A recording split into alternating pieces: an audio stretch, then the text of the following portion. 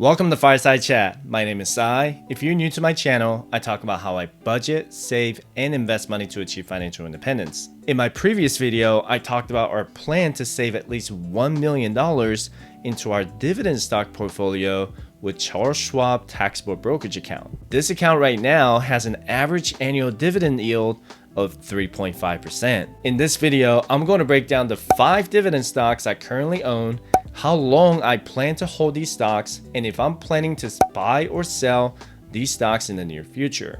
Here's my quick disclaimer. Since this video is about individual stocks, I am not a financial advisor. Just because I own these stocks, it doesn't mean that you should buy them too.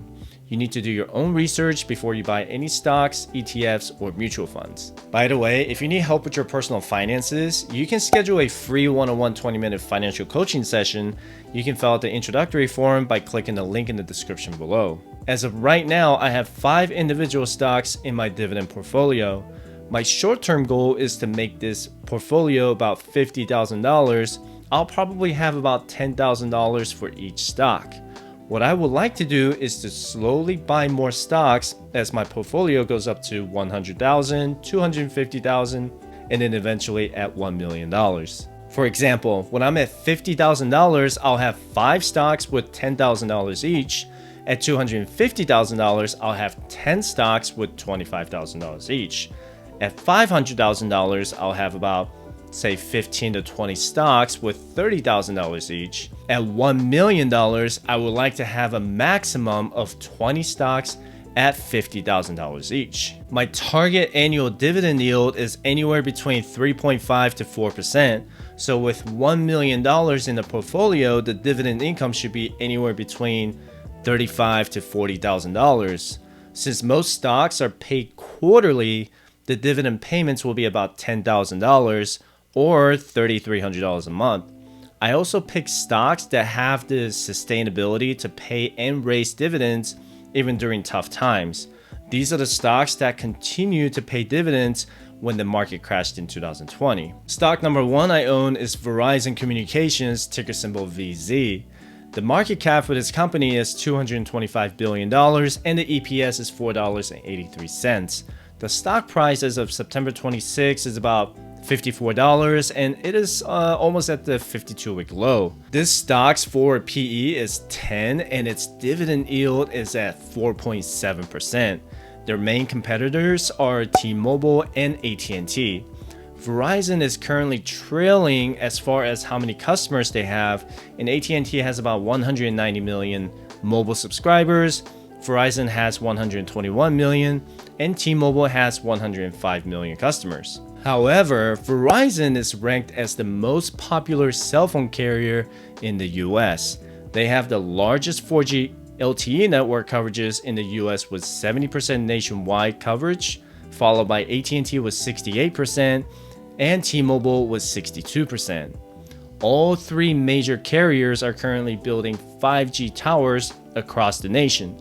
Right now, T-Mobile has the broadest 5G network with over 30% nationwide. However, I think Verizon will eventually catch up along with AT&T. Most Verizon customers are willing to pay more of their money for their subscriptions because they have more coverage. Verizon's revenue is expected to grow about 5% for the year 2021. I think with the 5G expansion, Verizon will have the sustainability to pay dividends to their shareholders for many years. You also might be asking why I'm not buying AT&T instead. The problem I have with AT&T is that they cut their dividend in half back in May. Their forward dividend yield will be cut from 7% to about 4%. So AT&T will no longer become a dividend aristocrat of the S&P 500. So bottom line, Verizon is the stock I'm looking to hold for at least 10 to 20 years, as long as the dividend yield remains above 4%. Stock number 2 I own is JPMorgan Chase, ticker symbol JPM. The market cap for this company is $500 billion and the EPS is $15. The stock price as of September 26 is about $164 and it is almost at the 52-week high. This stock's forward PE is 11 and its dividend yield is at 2.45%. So why do I love Chase? So before March 2020, I used to buy this stock consistently at $115 to $130. So when the market crashed, I got the cost basis down to about $85 to $90. This stock has been taking off since November of 2020 from about $90 a share to $160 a share. JP Morgan has outperformed other major banks during the pandemic. Their revenues for mortgage originations jumped 64% to $40 billion, auto loans to 61% at $12.4 billion. They also have almost $500 billion in cash on their balance sheet. Their current dividend yield is about 2.5%, and the payout ratio is only about 25%. The 5-year dividend growth rate is almost 15%. The bank recently announced raising its quarterly dividend to $1 per share, and that's about 11% hike from the prior payout. I actually stopped buying this stock just for now because it has skyrocketed about 74% in the past year. It's not because I don't love this stock. I just want to take this time to rebalance my portfolio by buying other stocks that are underperforming or stocks that I'm in the process of building to make it a bigger position. I think this stock will continue to grow in the long term.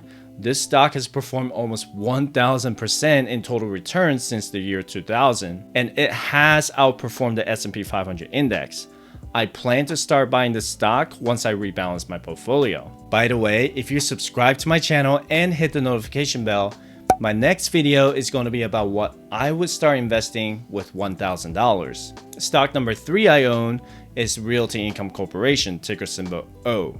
The market cap for this company is $25 billion and the EPS is $1. The stock price as of September 26 is about $66 and it is almost at the 52-week high. This stock's forward PE is 40 and its dividend yield is 4.2%.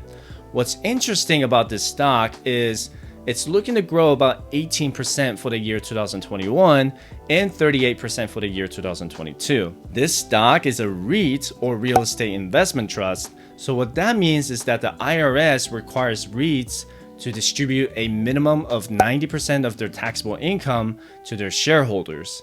The IRS also treats REIT dividends as ordinary income and not as qualified dividends.